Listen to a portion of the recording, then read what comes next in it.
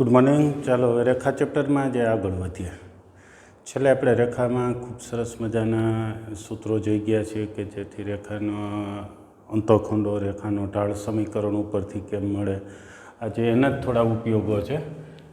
તો બે બિંદુઓ આપ્યા છે, એમાંથી પસાર થતી રેખાનો ઢાળ અને એક બીજી રેખા આપી છે. એ બંને રેખા પરસ્પર લંબ હોય. આ બંને બિંદુમાં જ પસાર થતી રેખા ને આવા રેખા બંને લંબ હોય તો એચની કિંમત શું હશે? ટૂંકમાં એ કઈ સંખ્યા હોય તો આ બે બિંદુમાં જ પસાર થતી અને આ રેખા બે પરસ્પર લંબ થાય. તો ચાલો આનો ઢાળ તો બે બિંદુ ઉપરથી મળી જાય. જ્યારે લંબની વાત આપી હોય ત્યારે ઢાળનો ગુણાકાર -1, સમાંતર હોય તો ઢાળ સમાન થાય, એવા કન્સેપ્ટનો ઉપયોગ કરશું. તો આનો ઢાળ થશે 3 - 1 વાયામોનો તફાવત છેદમાં તે જ ક્રમમાં એક્સયામોનો તફાવત એટલે ઉપર 2 છેદમાં h-4 એવું થયું. રેખાના સમીકરણ ઉપરથી ઢાળ સૂત્ર આવું છે -a/b. એ પ્રમાણે માઇનસ પછી a એટલે 7 ને b એટલે -7 મૂકી -7/-9 7/9 થશે. બરાબર, માઇનસ કટ થઈ ગયા. હવે બંને રેખાઓ પરસ્પર લંબ છે.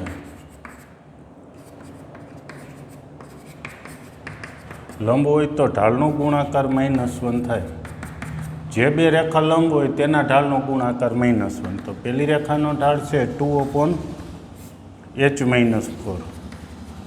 બીજી રેખાનો ઢાળ છે 7/9 =-1. સાદુરૂપ આપીએ તો આ આખું પદ સામે ગુણાઈ જશે અને અહીંયા 7 દુ 14 થયા. 14 બરાબર -9 × h-4. હજી આમાંથી h મળી જશે. h વાળું સમીકરણ છે -9h -9 + 9 = 36. -9h અમને આવ્યા એટલે +9h. 14 સામે ગયા એટલે થયા 50. તેથી h બરાબર 50/9 આવી કિંમત મળી. આના જેવો જ 10a એક્ઝામ્પલ આપીએ. રકમ બધી એમનામ જ.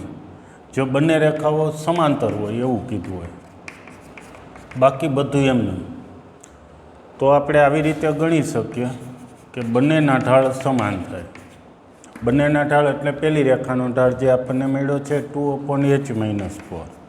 બીજી રેખાનો ઢાળ એના સમીકરણ ઉપરથી મળ્યો છે. આ બે અંક ઉપરથી ઢાળ મળી જાય છે 7/9. હવે ચોકડી ગુણાકાર કરી નાખો તો 9 અહીંયા આવશે, 9 દુ 18. 7 સામે ગુણાઈ જશે, 7h - 7 ચોક 28. એટલે 7h બરાબર શું થાય ને h બરાબર શું થાય મળી જશે. ઓકે, -28 સામે આવે એટલે +28 એટલે 18 ને 28 સરવાળો લખો અને પછી આ 7 છેદમાં જાય. ઓકે, ત્યાર પછી 11મું એક્ઝામ્પલ. 11મા એક્ઝામ્પલ્સમાં આપણને એવું કીધું છે કે બિંદુ x1 y1 માંથી પસાર થતી ax + by + c ને સમાંતર રેખાનું સમીકરણ. બિંદુ x1 y1 માંથી પસાર થતી અને એક રેખા આપી છે x + by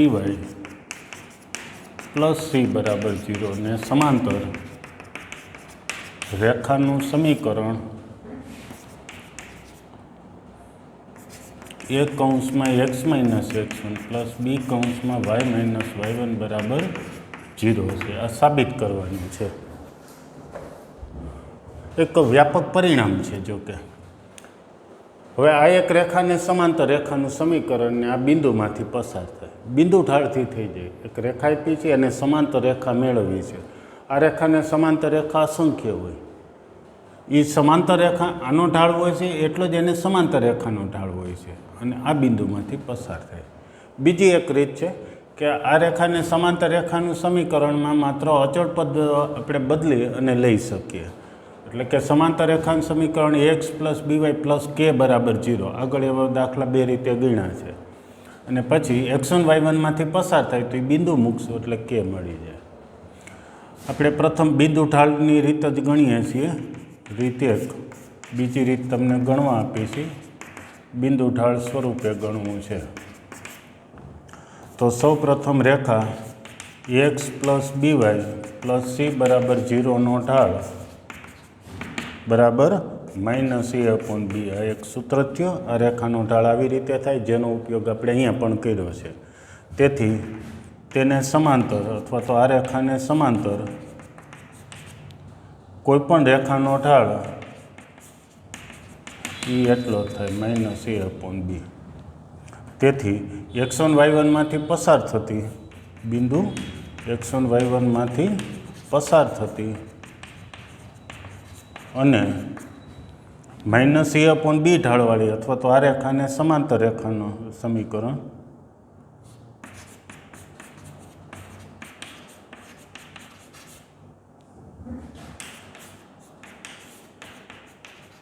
ચાલો બિંદુ ઢાળ સ્વરૂપે y -y1 બરાબર પછી આવે છે ઢાળ છે -a/b કૌંસમાં x -x1. હવે સાદુરૂપ આપી અને આવો જવાબ સાબિત કરવો છે. તો શું કરશો? b અહીંયા ગુણી નાખીએ. b કૌંસમાં y -y1 બરાબર -a કૌંસમાં x -x1.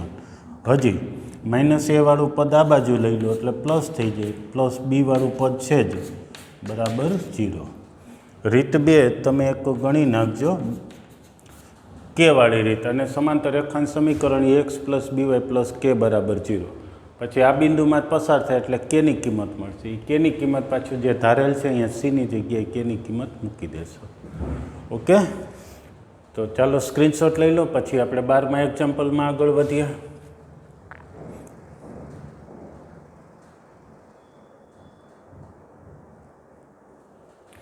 ચાલો 12મા એક્ઝામ્પલમાં એક રેખાનો ઢાળ આપેલો છે અને બે રેખા વચ્ચેનો ખૂણો આપ્યો છે. તો બીજી રેખાનું સમીકરણ મેળવો.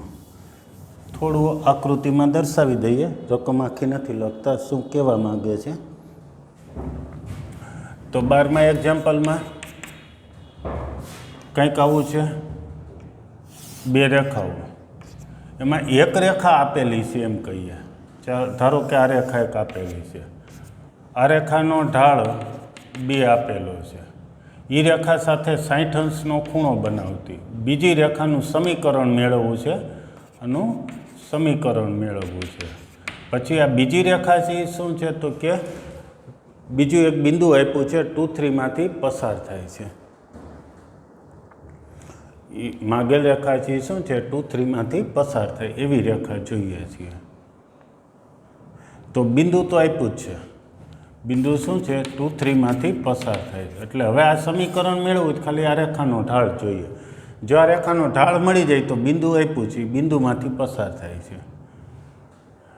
તો ઢાળ કેમ મેળવો? તો tan આલ્ફાનું સૂત્ર. tan આલ્ફાના સૂત્રમાં એક ઢાળ આપ્યો હોય, એક ખૂણો આપ્યો હોય તો બીજી રેખાનો ઢાળ મળી જાય. ચાલો તો ધારવાનું એવી જ રીતે કરીએ શરૂ. ધારો કે માગેલ રેખાનો ઢાળ m છે અથવા તો m1 છે, અથવા m1 બરાબર m ધારી લો. બીજી રેખાનો ઢાળ m2 બરાબર 2 આપેલ છે.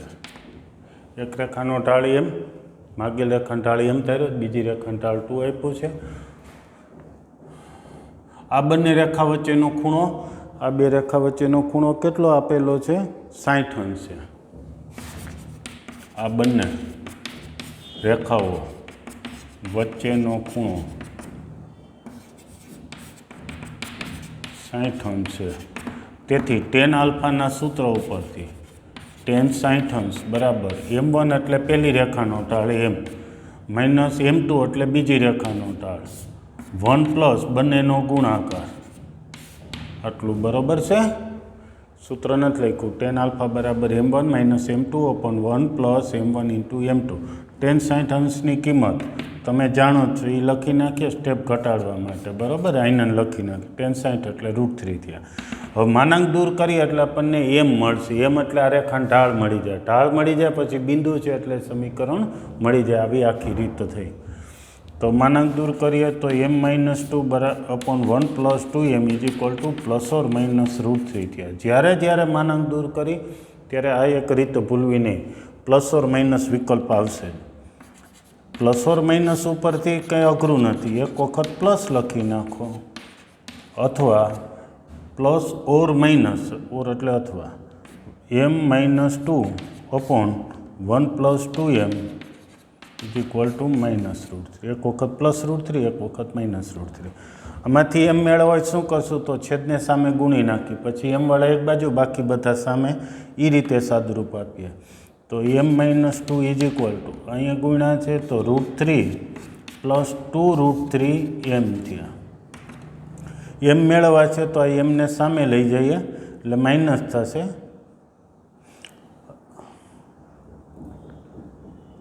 અથવા તો એને આ બાજુ લઈ લઈએ અને એમ કોમન લઈ લઈએ તો m-2√3 બરાબર √3 + 2 થયા. આ પદને આ બાજુ લીધું, -2ને સામે લઈ ગયા એટલે +2 થયા. આમાંથી એમ કોમન લઈએ, પછી એમ સાથે જે આવે એ સામે છેદમાં મૂકીએ એટલે એમ મળશે. એવું જ અહીંયા સાદુરૂપ હજી આપી દઈએ, પછી સામેના પેજ ઉપર જઈએ. m-2 = સામે -√3 સાથે ગુણ્યા તો આવું થયું. આખે આખું પદ -√3 સાથે ગુણ્યા એટલે આવું માઇનસ થયું. હજી આ માઇનસવાળા આ બાજુ લઈ લઈએ એટલે m + 2√3m થયા. આ -2 સામે ગયા એટલે +2 અને -√3 એમ મેળવવા છે. ઝડપથી બોલો શું કરશું તો આ ડાબી બાજુથી એમ કોમન લઈ લઈએ. એમવાળા બંને પદ છે એમાંથી એમ કોમન લઈ લઈએ. એમ કોમન લીધા પછીનું હજી આગળ સાદુરૂપ. એમ કોમન લીધા પછી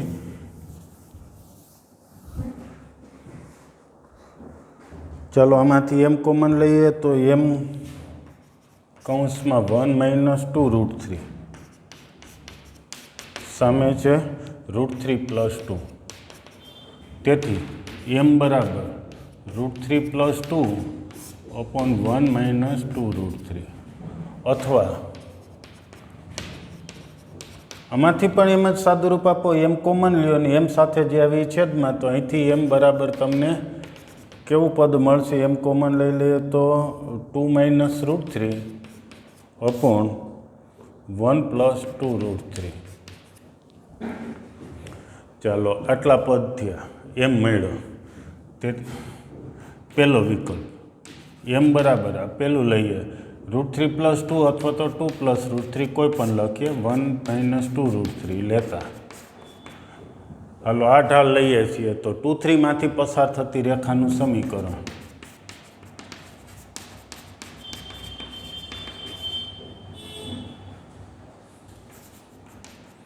માગેલ રેખાનું સમીકરણ. ક્યુ સૂત્ર y - y1 = m કૌંસમાં x - x1 પરથી ચાલો કિંમત મૂકવાની છે. તો m બરાબર 18, પછી x1 y1ની જગ્યાએ બિંદુ, તો પહેલું x1ની જગ્યાએ અને બીજો y આમ છે y1ની જગ્યાએ મૂકી દઈએ તો આવું થયું y - 3 બરાબર m એટલે 18 2 + √3/1 - 2√3 x - 2. સાદુરૂપ આપવું છે અને પછી રેખાના સ્વરૂપે ગોઠવું. રેખાનું સ્વરૂપ એટલે x વાળું y વાળું ને અચળ પદ. છેદ અહીંયા ગુણીએ, y સાથે ગુણીએ તો આવું થયું 1 - 2√3 × y. સંખ્યા સાથે ગુણીએ, સંખ્યા સાથે ગુણાકાર થઈ જશે. 1 - 3 સાથે ગુણ્યા -3 પ્લસ 3 × 2 = 6 √3. એવી જ રીતે આખે આખું પદ એક સાથે ગુણ્યા, એક સાથે ગુણાકાર કરીએ છીએ, પદ એમનેમ રાખીએ છીએ કારણ કે ગુણાકાર થવાનો નથી. પણ આ -2 સાથે ગુણાકાર થાય તો શું થશે? 2 - 2 સાથે -4 ને આ થયું -2√3. હવે ગોઠવવાનું શરૂ કરીએ. પહેલાં x વાળું તો એ છે જ 2 + √3x. પછી y વાળું ગોઠવવું છે તો શું કરશું તો કે આ પ્લસવાળું એ સામે લઈ જાય. આ x વાળું એમનેમ રાખ્યું છે, આને સામે લઈ જાય છે. -1 - 2√3y. પછી -3 સામે ગયા તો +3 થાય એટલે -1 વધ્યા, -4 ને +3. આ સામે ગયા એટલે -8√3 બરાબર 0. હવે સાદુરૂપ જુદી જુદી રીતે લખી શકાય, જેમ કે એક્સ વાળું. આ માઇનસ અહીંયા ન લખવાય તો માઇનસ અંદર આપવાના, એટલે અહીંયા પ્લસ થઈ જાય અને અંદર ક્રમ બદલી જાય. આ બંનેમાંથી માઇનસ કોમન લ્યો તો આવી રીતે અચળ પદ થઈ જાય. માઇનસ કોમન એટલે અંદરના 3. આવી જ રીતે બીજો વિકલ્પ, આ ઢાળ લેવાનો છે અને આ જ રીતે ગણ નાખવાનો છે. એટલે કેટલો ફેર આવે, એમની જગ્યાએ જે આ કિંમત મૂકેલી છે એને બદલે આ માઇનસવાળી કિંમત, આ બીજી કિંમત છે મૂકી દો. આવી જ રીતે ગુણાકાર કરીને ગોઠવી નાખો. ઓકે, તો એટલું. એક બીજો પાર્ટ રેખાંશ સમીકરણ મેળવવાનું તમારા માટે છોડીશી થઈ જશે. ચાલો સ્ક્રીનશોટ લઈ લો. ત્યાર પછી 13મો દાખલો. 13મો સરસ દાખલો છે. 2 બિંદુ આપ્યા છે, એના લંબ દ્વિભાજકનું સમીકરણ મેળવવું છે.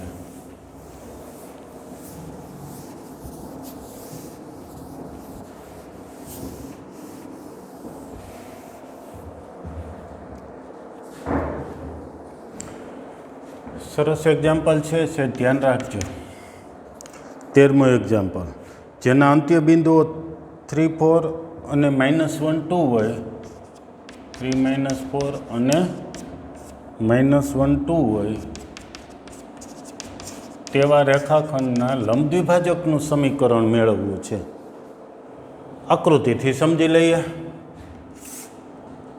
ધારો કે આપેલા 2 બિંદુઓ નામ આપી છે. પહેલાને A, બીજા બિંદુને B નામ આપીએ. લંબ દ્વિભાજકનું સમીકરણ. સૌ પ્રથમ તો લંબ દ્વિભાજક કોને કહેવાય અને એક જ સાઈડમાં વ્યાખ્યા લખી નાખીએ, ખૂબ ઉપયોગી છે. લંબ દ્વિભાજક કોને કહેવાય? તો 2 રેખાખંડ હોય તો નામ એવા જ ગુણ આવશે. લંબાઈ હોય અને દ્વિભાજક હોય, 2 સરખા ભાગ કરતા હોય. એટલે આ રેખાખંડને લંબ હોય એવા. લંબ તો ઘણી રેખા દોરી શકાય, દરેક બિંદુમાંથી લંબ રેખા દોરી છે. એને ઉપરાંત દ્વિભાજક એટલે 2 સમાન ભાગ થતા હોય, એટલે કંઈથી આ આપણે લંબ દ્વિભાજક કહેવાય. લંબાઈ છે અને 2 સરખા ભાગ કરે એની એક નિશાની મૂકી દઈએ તો આને લંબ દ્વિભાજક કહેવાય. એટલે શું ટૂંકમાં વ્યાખ્યા લખીએ તો રેખાખંડના મધ્ય બિંદુ માંથી દોરેલ લંબ રેખાને લંબ દ્વિભાજક કહે છે. લંબ દ્વિભાજક કહેવાય. 2 શબ્દો ધ્યાન રાખો. રેખાખંડના મધ્ય બિંદુ, રેખાખંડનો જ લંબ દ્વિભાજક હોય. રેખાખંડના મધ્ય બિંદુમાંથી દોરેલ લંબ રેખા, આ લંબ રેખા છે એને લંબ દ્વિભાજક કહેવાય. રેખાખંડ આપ્યો છે, એના મધ્ય બિંદુમાંથી રેખાખંડને લંબ રેખા દોરવાની છે. આપણે આનું સમીકરણ મેળવવું છે. કેવી રીતે મળશે? રેખાનું સમીકરણ મેળવવું છે તો આપણે જુદા જુદા સૂત્રો આવી ગયા. 2 બિંદુ હોય તો હાલે, બિંદુ ઢાળ હોય તો હાલે, ઢાળને વાય અંતઃખંડ, ઢાળને એક્સ અંતઃખંડ, માત્ર અંતઃખંડ, આવું કંઈ પણ 2 વસ્તુ હોય તો રેખાનું સમીકરણ મળી જાય. તો અહીંયા આપણે શું મળી શકે એમ છે આમાંથી? તો જો સૌ પ્રથમ મધ્ય બિંદુમાંથી પસાર થાય એટલે મધ્ય બિંદુ મળી જશે. રેખાખંડનું મધ્ય બિંદુ, બેન સરવાળો છેદમાં 2 મૂકીએ એટલે મધ્ય બિંદુ મળી જાય. પછી 2 બિંદુ છે તો રેખા ABનો ઢાળ મળી જાય. એનો ઢાળ મળી જાય એટલે એના વ્યસ્તને વિરોધી કરીએ એટલે લંબ રેખાનો ઢાળ મળી જાય. એટલે આ રેખાનો ઢાળે મળી જાય ને બિંદુય મળી જાય. એટલે બિંદુ ઢાળ ઉપરથી સમીકરણ, બિંદુ ઢાળ એટલે આ જ. એમની જગ્યાએ ઢાળ મૂકી દો ને x1 y1ની જગ્યાએ બિંદુ મૂકી દેશું. આ રીતે થશે. ચાલો તો ગણવાની શરૂઆત કરીએ. સૌ પ્રથમ મધ્ય બિંદુ મેળવી લઈએ, પછી લંબરેખાનો ઢાળ મેળવી લઈએ, પછી લંબરેખાનું સમીકરણ મેળવશું. પહેલા બિંદુને A નામ આપીએ, બીજાને B નામ આપીએ. રેખાખંડ AB નું મધ્ય બિંદુ m બરાબર 2નો સરવાળો છેદમાં 2, 3 - 1, 3 + -1 એટલે એ શું થશે? 1. પછી વાયામોનો સરવાળો -4 + 2 એટલે -2, આવી રીતે થયું. 3 - 4 છે અને બીજું બિંદુ છે 3 4 છે. સોરી, રકમમાં ભૂલ છે. 3 4 રકમમાં ને એટલે આપણે લખવામાં ભૂલ હતી. તો કોઈ જ વાંધો નહીં, વાય એમ બદલી જશે.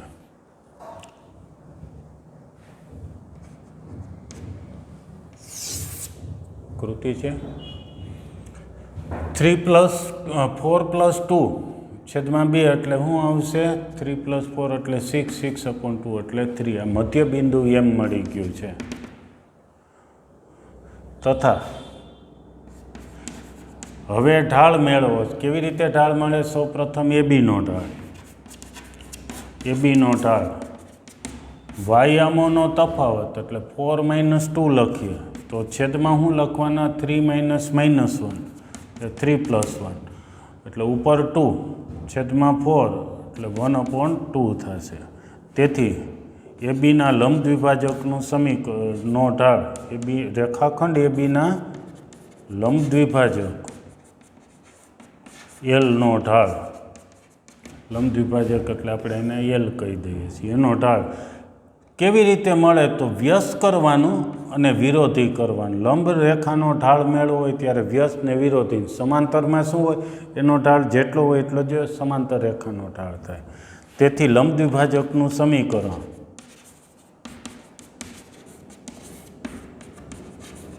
કયા સૂત્ર પ્રમાણે? તો કે y - y1 = m x - x1 પરથી. ચાલો તો આ રીતે ગણવું છે.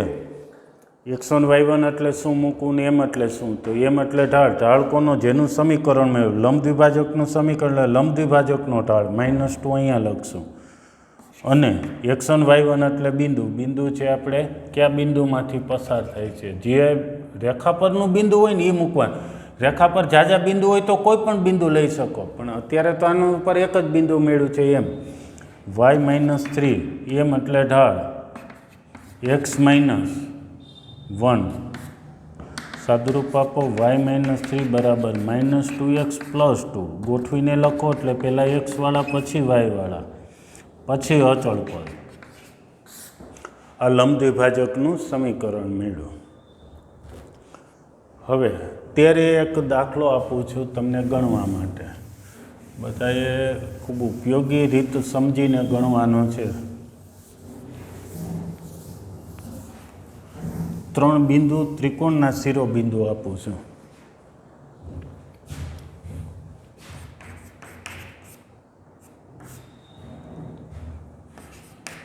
A31 B10 1 - 1 C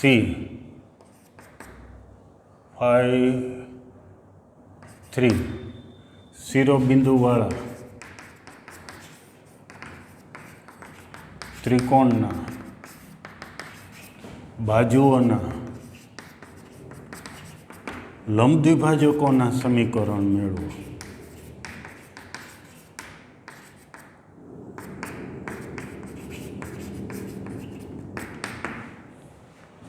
શું છે? 3 બિંદુ આપ્યા છે. 3 બિંદુ આપ્યા છે એ ત્રિકોણના શિરોબિંદુ છે. એ ત્રિકોણની બાજુ હોય, બાજુ એ રેખાખંડ છે. રેખાખંડ હોય તો લંબ દ્વિભાજક મળે છે. અહીં કીધું પ્રમાણે બાજુઓના લંબ દ્વિભાજકોના સમીકરણ મેળવવા છે. સૌ પ્રથમ આકૃતિથી સમજાવી દઉં છું, બાકી ગણવાનું છે તમારે. ABC બિંદુ આપ્યા છે એ લખી નાખો એટલું આવડે. ત્યાર પછી રેખાખંડ એબીનો લંબ દ્વિભાજક મેળવવો છે તો એ દોરીએ તો કંઈક આમ થશે. મધ્ય બિંદુમાં પસાર થાય અને લંબ રેખા, આ પહેલો લંબ દ્વિભાજક. ધારો કે અહીંયા પી બિંદુ છે, પીના યામ મેળવો અથવા તો એમ નામ આપો, કાંઈ વાંધો નહીં. હલો એમ કેમ મળશે? તો આની જેમ જ એ અને બીનું મધ્ય બિંદુ મેળવો. પછી એબીનો ઢાળ મળે, એના વ્યસ્તની વિરોધી એલનો ઢાળ ને બિંદુ ઢાળ ઉપરથી સમીકરણ. ટૂંકમાં આમ જ. ત્યાર પછી બીજી બાજુ, ત્રણેય બાજુના લંબ દ્વિભાજક, ત્રિકોણની બાજુઓના લંબ દ્વિભાજકો. બીજી બાજુ એનો લંબ દ્વિભાજક, એ હું બીજી રેખા દોરું છું L2. આમ જ ફરીથી રિવિઝન કરી નાખવાનું. ધારો કે એન નામ આપું છું. હજી ત્રીજો લંબ દ્વિભાજક એસીનો લંબ, એને ધારો કે હું પી નામ આપું છું. એસીનું મધ્યબિંદુ પી મેળવવાનું, પછી એસીનો ઢાળ મળે, એનો વ્યસ્તને વિરોધી એટલે એ ત્રીજા લંબ દ્વિભાજકનો ઢાળ મળે, અને પછી એનું બિંદુ ઢાળ ઉપરથી સમીકરણ. ટૂંકમાં એક દાખલો જે આની પહેલાં ગણ્યો છે એવા 3 બાજુઓના લંબ દ્વિભાજકો મેળવવાના. ત્યાર પછી અહીંયા પીને બદલે હું અન્ય નામ આપું છું, એસ નામ આપું. ધારો કે પી બિંદુ અહીંયા આપું છું. આ બિંદુને એક નવું નામ અપાય, પરિકેન્દ્ર. જે લંબ દ્વિભાજકો છે એમાંથી કોઈ પણ 2 લંબ દ્વિભાજકોનું છેદબિંદુ મેળવો એટલે પરિકેન્દ્રના યામ મળે. છેદબિંદુ એટલે ઉકેલવાની રીત. 2 સમીકરણો આ ત્રણેય રેખાના મળે, 3માંથી કોઈ પણ 2 સમીકરણો તમને જે સહેલાં સરળ લાગતો એ 2 સમીકરણોનું છેદબિંદુ મેળવો એટલે એ ત્રિકોણનું પરિકેન્દ્ર મળી જશે. ઓકે, તો એ એક તમે ગણી નાખજો. સરસ એક્ઝામ્પલ છે, પૂરી ટ્રાય કરી લેજો. એમાં 13મા દાખલાનું તો જુદી જુદી 3 વખત રિવિઝન થશે જ. વધારાનું પરિકેન્દ્ર મેળવવાની રીત પણ એમાં સમાવેશ કરી લીધો છે.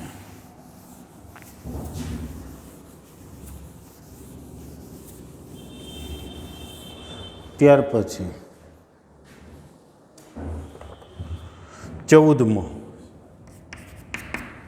14માં શું છે? બિંદુ એક આપ્યું છે, એક રેખા છે. રેખા બિંદુમાંથી રેખા પરનો લંબપાત, જેમ કે હું અત્યારે આકૃતિમાં જે રકમ સમજાવી દઉં.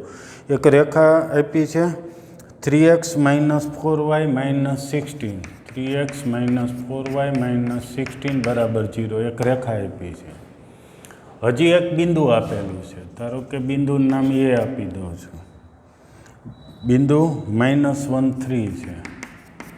આ બિંદુમાંથી આ રેખા પર જે લંબ દોરીએ એ લંબપાદના યામ મેળવવા છે. લંબપાદ એટલે લંબ દોરીએ અને જે બિંદુમાં છેદે એ બિંદુને લંબપાદ કહેવાય. એમના યામ મેળવવા છે. એમનો એક્સ યામ શું હશે અને વાય યામ શું હશે? સૌ પ્રથમ રીત એમ કેમ મળશે? તો જો એક રેખાનું સમીકરણ આપ્યું છે, સમીકરણ ઉપરથી આ રેખાનો ઢાળ 3/4 થશે. -a/b મુજબ 3/4 આનો ઢાળ થશે. તો એના લંબ રેખા છે એટલે એનો વ્યસ્તને વિરોધી કરીએ એટલે આ લંબ રેખાનો ઢાળ મળી જાય.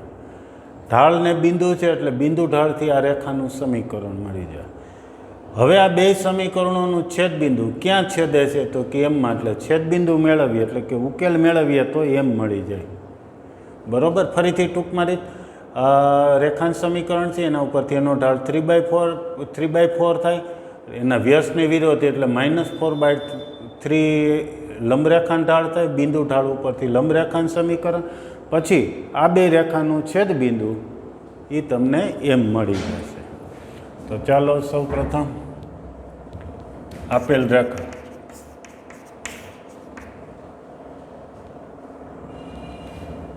એલ નામ આપું છું. 3x - 4y - 16 = 0 છે. અને સમીકરણ નંબર 1 આપી દઉં છું. બરોબર.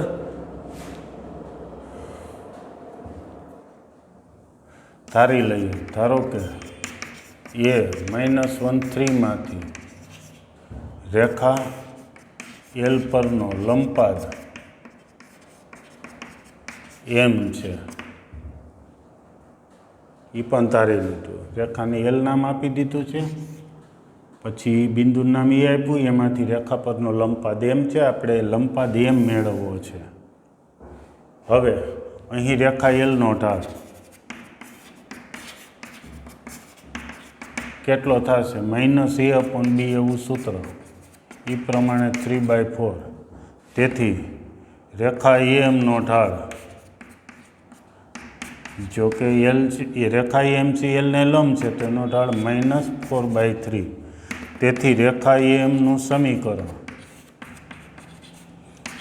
બિંદુ ઢાળ સ્વરૂપે y - એક્સ માઇનસ, ચાલો સૂત્ર નથી લખતા, સીધો ઢાળ, જેનું સમીકરણ મેળવવું એનો ઢાળ લખી -4/3. પછી રેખા પરનું બિંદુ એમ, રેખા પરનું બિંદુ એ છે, આ x1 ને આ y1, ને અહીંયા -1. સાદુરૂપ આપીએ તો 3 અહીંયા ગુણીએ 3y - 9, -4 અંદર ગુણીએ -4x - 4, ગોઠવીએ તો 4x + 3y, -4 અહીંયા આવશે +4 થાય એટલે કે -5. આ બીજું સમીકરણ મળ્યું. સમીકરણ 1 અને 2 નું છેદબિંદુ શું છે? તો કે છેદબિંદુ ક્યાં છેદે છે? તો બંને એમમાં છેદે છે, એટલે બંનેનું છેદબિંદુ એમ છે. ઉકેલતા એમના યામ મળી જાય. એમ એટલે કે લંબપાતના યામ મળી જશે. સરસ એક્ઝામ્પલ છે. હવે રેખા 1 અને 2 નું છેદબિંદુ એમ મેળવવા શું કરશું? છેદબિંદુ એમ છે એ મેળવવા તો કે બે સમીકરણ જુઓ તમે. હવે કોનો લોપ કરવો છે એ નક્કી કર્યું, એક્સવાળાનો કે વાયવાળાનો. તો ધારો કે વાયવાળાનો લોપ કરવો છે તો અહીંયા -4y છે ને અહીંયા 3y, એટલે આને આપણે 3 વડે ગુણીએ, 4 ને 3 વડે ગુણી, 3 ને 4 વડે ગુણી તો અહીંયા 12y ને -12y ને +12y ઉડી જશે. એટલે હું સંકેતમાં લખું છું સમીકરણ 1 ગુણ્યા 3 વત્તા સમીકરણ 2 ગુણ્યા 4 કરતા સંકેત સમજાય. સમીકરણ 1 ને 3 વડે ગુણી, સમીકરણ 2 ને 4 વડે ગુણીને એનો સરવાળો કરવો છે. ચાલો તો 3 વડે ગુણીએ એટલે સીધું સમજાઈ જશે. 3 વડે ગુણી 9x, અને 4 વડે ગુણવાના, 3 વડે ને 4 વડે, 4 વડે ગુણી 16 ને 9 25x. વાયવાળા તો ઉડી જાય છે, અને 3 વડે ગુણી 16 તેરી 48, અને 4 વડે ગુણી એટલે 20, 48 ને 20 68. તેથી x બરાબર 68/25. આ કિંમત સમીકરણ 1માં મૂકતા, આ કિંમત સમીકરણ 1 અથવા 2 કોઈ પણમાં મૂકીએ. સમીકરણ 2માં મૂકી દઈએ. ધારો કે એક્સની કિંમત મૂકી દેશું એટલે આપણને વાય મળી જશે. વાય મેળવવા છે તો 4 પછી x એટલે 68/25 પ્લસ 3y -5 બરાબર 0. તો સાદુરૂપ આપીએ, 68 ને 4 વડે ગુણીએ, પછી એ બધું સામે જાય. 3y બરાબર -5 સામે ગયા તો +5, અને આ પ્લસવાળું પર જે થશે એ સામે ગયા તો માઇનસ, એટલે છેદમાં 25 ને 68 ચોખ્ખું 8 ચોક 32, 3 પછી 6 ચોક 24, 27. 25 લસા લઈ લેજો. ઉપર 25 લસા એટલે 25 × 5 = 75, 125 સોરી, -272. એ 3y મળશે. એમાંથી 3 છેદમાં મૂકો, અથવા તો છેદ ઉડી જાય તો છેદ ઉડાડી દેવાના, એટલે વાય મળી જશે. તેથી લંબપાદ એમના યામ એમાં એક્સની કિંમત જે આપણને મળી છે એ લખી નાખો 68/25, અને વાય યામ તમને મળે એ અહીંથી લખી નાખજો. બરાબર, સરસ એક્ઝામ્પલ છે. સૌ પ્રથમ આ રીત તૈયાર કરવાની, આકૃતિમાં જ સમજવાના. આનો ઢાળ મળી જશે, એની ઉપરથી આનો ઢાળ, બિંદુ ઢાળથી સમીકરણ, પછી બે સમીકરણોનું છેદબિંદુ એમ થાય. આમ 2-3 વખત સમજો પછી આખો દાખલો તૈયાર કરવો. ઓકે, ચાલો સ્ક્રીનશોટ લઈ લો. પછી 15મું એક્ઝામ્પલ લઈએ. 15મું કંઈક આ જ પ્રકારનું એક્ઝામ્પલ છે.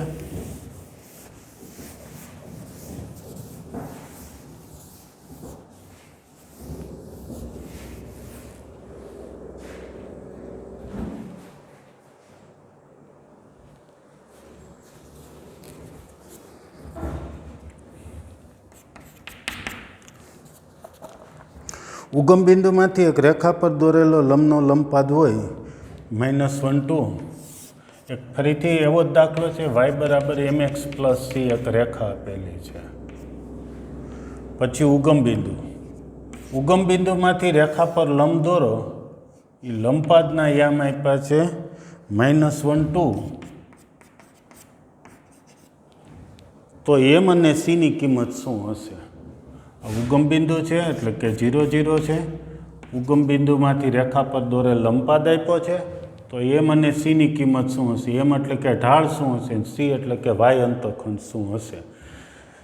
તો સાવ સહેલું છે. આ રેખાનો ઢાળ m છે, બરાબર છે. હવે ઢાળ આનો બીજી કઈ રીતે મળે? તો એમનો ઢાળ મળી જાય અને વ્યાસને વિરોધી કરી એટલે આનો ઢાળ મળી જાય. એ ઢાળ એમ થશે. સૌ પ્રથમ એમ મેળવી લઈએ. રેખા y બરાબર mx પ્લસ c નો ઢાળ બરાબર m. ધારો કે O માંથી રેખા પરનો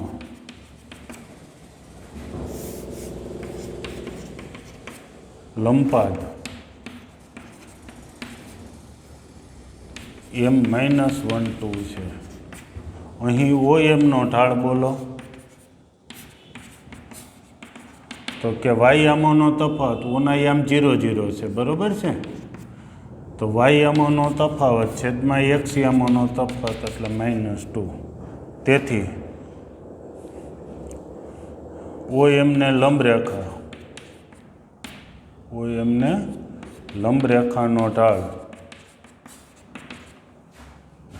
બરાબર શું થશે? 1/2 વ્યસ્તને વિરોધી. તેથી m બરાબર 1/2 મળી ગયા. ચાલો એક કિંમત મળી ગઈ છે. m સ્મોલ m એટલે ઢાળ સમજી લેજો. ચાલો ઢાળ મળી ગયો છે. હવે c ની કિંમત કેમ મેળવી? તો m ની કિંમત મળી ગઈ છે. હવે આ રેખા કયા બિંદુમાંથી પસાર થાય છે? તો -1 2 આ રેખા પર છે એટલે x ની જગ્યાએ -2 મૂકી દઈએ ને y ની જગ્યાએ 2 મૂકી દઈએ એટલે c મળી જશે. હવે રેખા y બરાબર mx પ્લસ c પરનું બિંદુ m -1 2 છે. એના પરનું બિંદુ હોય કે એમાંથી પસાર થતી હોય એટલે સમાધાન કરે એટલે x ની જગ્યાએ -1 ને y ની જગ્યાએ 2 મૂકી શકાય. -m plus c. આપણે c મેળવવા. c બરાબર m પ્લસ 2. m એટલે ઉપરની કિંમત મળી છે 1/2 પ્લસ 2. એમની કિંમત અહીં મૂકી એટલે આટલું થયું. લસા લઈએ 2 એટલે ઉપર આવ્યા 5. તેથી c ની કિંમત આવી છે 5/2. બરાબર છે. તો સાવ સહેલો દાખલો હમણાં ગણાય એનાથી, જે 14મો ગણ્યો એનાથી થોડોક ઉલટો દાખલો છે. ચાલો એના પછી 16મો એક્ઝામ્પલ. 16મા એક્ઝામ્પલમાં સરસ એક્ઝામ્પલ છે, ઝડપથી જોઈ લઈએ. બે રેખાઓ આપી છે, એના ઉગમ બિંદુથી અંતરો આપ્યા છે P અને Q. તો સૌપ્રથમ પહેલી રેખા લખું છું. રેખા L1 જે આપેલી છે એને L1 નામ આપી દઉં છું. x cos theta -y sin theta બરાબર, ને આ બાજુ લઈ લઉં k cos 2 થીટા બરાબર 0. આવી રીતે રેખા પહેલી આપી છે. એનું ઉગમ બિંદુથી અંતર, આ રેખાનું ઉગમ બિંદુથી અંતર, ઉગમ બિંદુ એટલે 0 0 થી લંબ અંતર, એને શું કીધું છે? રકમમાં P કીધું છે. ઉગમ બિંદુથી લંબ અંતર. ઉગમ બિંદુથી લંબ અંતર મેળવવાનું સૂત્ર શું છે? તો માત્ર અચળ પદ, બરાબર. અથવા સૂત્ર લખી દઉં, C/a²+b². આવું સૂત્ર છે. એ c એટલે રકમમાંથી -k cos 2 theta upon a²+b². એ એટલે એક્સનો સહગુણક, cos છે એનો સ્ક્વેર એટલે cos² થીટા. બી એટલે વાયનો સહગુણક -sin થીટા છે એનો વર્ગ એટલે sin² થીટા. તેથી p બરાબર અંશમાં -k cos 2 થીટાનો માનાંક એટલે +k cos 2 થીટા છેદમાં sin² + cos² એટલે 1 નું વર્ગમૂળ 1. તથા હવે રેખા બીજી આપી છે, રેખા L2. એ બીજી રેખાનું ઉગમ બિંદુથી અંતર, એટલે આ જ સૂત્ર વાપરવાનું છે બીજી રેખા માટે. પછી બે અંતર મળી ગયા પછી આગળ સાબિત કરવાનું છે. તો રેખા L2 આપી છે આપણને x sec theta plus y cosec theta બરાબર k આપેલું છે. અને ઉગમ બિંદુથી અંતર મેળવવું હોય તો પહેલાં રેખાને આપણે સાઇન કોસમાં ફેરવી નાખીએ, જેથી સાદુરૂપ પહેલીનું સાઇન કોસમાં છે સાદુરૂપ, તો બીજાનું પણ એ રીતે આપી શકીએ. તો સેક એટલે શું છે તો કે 1/cos, એટલે કે x/cos થીટા થાય, 10માં જાણો જ છો. કોસેક એટલે તો કે 1/sin થાય, એટલે કે sin છેદમાં બરાબર કે. હજી લસા લઈ લઈએ, તેથી L2 બરાબર લસા લઈએ તો sin x સાથે, એટલે x sin થીટા y સાથે cos થીટા બરાબર k sin theta cos theta. આવું થયું. અથવા એ કે વાળાને આ બાજુ લઈ લો તો આમ થયું. હવે આ બીજી રેખા મળી છે એનું ઉગમ બિંદુથી અંતર, ઉપરની જે રીતે ગણ નાખીએ. ઉગમ બિંદુથી અંતરનું સૂત્ર ઉપર લખેલું છે. તેથી ઉગમ બિંદુઓથી રેખા L2 નું લંબ અંતર, એને નામ રકમમાં આપ્યું છે Q. પહેલી રેખાનું ઉગમ બિંદુથી અંતર P, બીજી રેખા છે એનું ઉગમ બિંદુથી અંતર Q. એ જ સૂત્ર, એટલે કે માનાંકમાં k cos theta sin theta અથવા sin theta cos theta upon √ તો શું થશે? sin square theta plus cos square theta. એટલે શું થશે તો અંશમાં જુઓ તો માનાંકમાં k sin theta cos theta અને છેદમાં sin square plus cos square એટલે 1. હવે સાબિત કરવા તરફ આગળ વધીએ. શું સાબિત કરવા? p square plus 4q square બરાબર k સ્ક્વેર. જોઈએ p સ્ક્વેર એટલે p મળ્યા છે એનો સ્ક્વેર કરીએ. k cos 2 થીટા માનાંકનો સ્ક્વેર, માનાંકનો સ્ક્વેર હોય ત્યારે સાદા કૌંસનો સ્ક્વેર સમજી લેવાનો. એટલે કે આવી રીતે કહીએ માનાંકમાં એક્સનો સ્ક્વેર એટલે x સ્ક્વેર, આમ જ સમજવું. બે સરખા જ મૂલ્ય થાય દરેક એક્સની કિંમતો માટે. એક્સની કિંમત ધન લો તોય બે સરખા થાય, માઇનસ લેશો તો પણ બે મૂલ્ય સરખા જ આવે. તો ચાલો p એટલે આખાનો સ્ક્વેર એટલે k square cos square 2 theta plus 4 પછી q સ્ક્વેર, q એટલે આ રહ્યું એનો સ્ક્વેર તો k square sin square theta cos square theta. હવે k સ્ક્વેર સામાન્ય લઈ લઉં છું, 4 sin square theta cos square theta. હવે ત્રિકોણમિતિના સૂત્રનો હું ઉપયોગ કરવાનો છું. આવું સૂત્ર છે એક ત્રિકોણમિતિમાં 2 sin થીટા, ખૂબ ઉપયોગી છે, અત્યારે યાદ રાખી જ લેજો. sin 2 થીટા થાય, 2 sin થીટા cos થીટા, તો sin પછી થીટા હોય ડબલ ખૂણો 2 થીટા થઈ જાય બરોબર. 2 sin થીટા cos થીટા એટલે sin 2 થીટા. એવું અહીંયા બનાવવું છે, બની જાય એમ છે. ખૂણા સરખા કરવાની રીત ત્રિકોણમિતિમાં આવે છે.